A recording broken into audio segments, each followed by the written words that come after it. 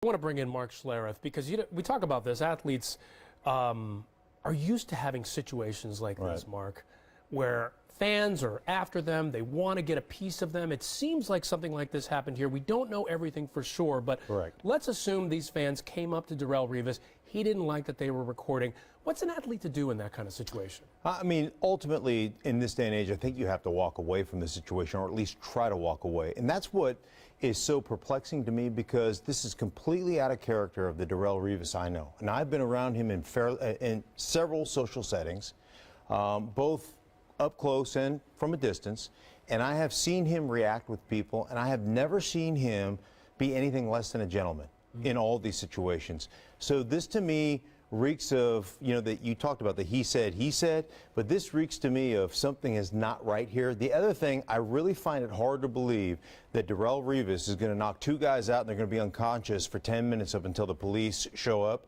That's just not, those are things to me that are movies, that happen in movies that don't happen in real life. Really doesn't add up for you. That does not add up for me. So it's completely out of character of the man I know that is Darrelle Revis. Now, you deal with it all the time. You see people in a restaurant trying to take a picture of you or trying to take a video of you. Oftentimes, and I've seen that happen, it's happened to me, where I'll say, hey, man, if you want to take a picture, let's take a picture together. You don't have to do it in secret.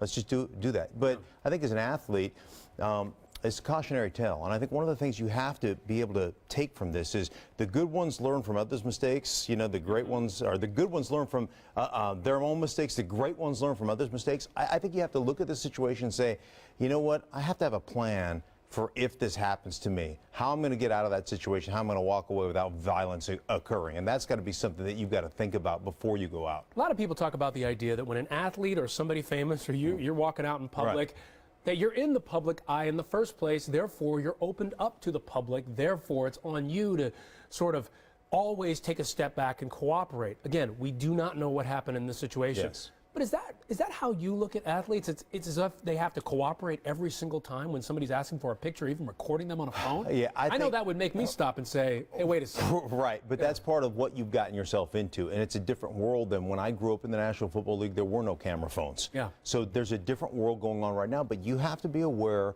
of the world that you've agreed to be a part of. And the bottom line is this. If you want to go out and you want to have a good time and you want to do those things, you have to understand that that's the world you live in, and those are the rules that you're going to have to adhere to. And so if you want to avoid that, then don't put yourself in those situations. Don't be out in public. Or if you're out in public, make sure you have some type of security that will take care of that for you. Wow, but the idea that you have to walk out with security, Darrelle Revis, anywhere he goes, even his hometown, has to walk around. Which I think is ridiculous, because I think the majority of guys that are celebrity, that are football players, don't think of themselves that way. They think of themselves as the guy that was in college, that was regular, that was having fun. And I think at times, that's part of celebrity. You become a prisoner of your own celebrity. And the more you get, the more a prisoner you seem to be. So it's part of the deal that you're going to have to contend with when you've reached a certain status of celebrity in this society. And it's unfortunate, but it is the way it is. Now, your son Daniel, he's a major leaguer. He's in camp right now. Have you ever talked to him about this kind of situation, about what to do when guys walk up to you, and what do you say?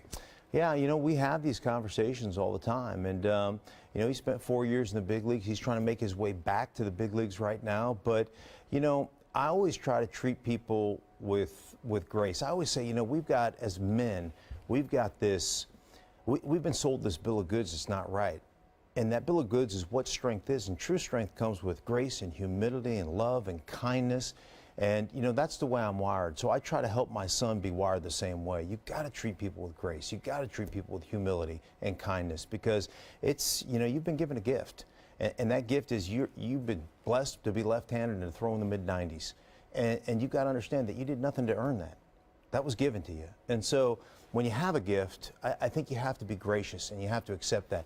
Hard to do at some point. Some guys get enamored with their own success, and that's a big issue. But again, I go back to this, to me, is completely out of character of the Darrelle Revis that I've been around. And I've been around several different occasions in several social settings. Yeah. And like I said, he's treated people with nothing but kindness. How do you think, and again, very early stages right now, the NFL says they're looking into this. How do you think they're going to view all of this at this point? I know they're going to gather information, but is it one of these situations where you look at it and say, well, just because he was arrested, that's going to be a problem? even if it wasn't his fault? No, you know what? I think for the most part, you give the guy the benefit of the doubt. You look at his past history as an indicator of who he is going forward, and you look at it as an unfortunate situation that he got himself into. And I think for the most part, NFL clubs, the Jets included, will give him the benefit of the doubt based on the character that he's displayed throughout the course of his career. Yeah, it looks like they're doing that already. Speaking to him, not commenting the NFL again, saying they're looking into this matter. Right. ESPN's Mark Schlereth. Mark, great to see you. Good to be with you, Ryan. Thank you.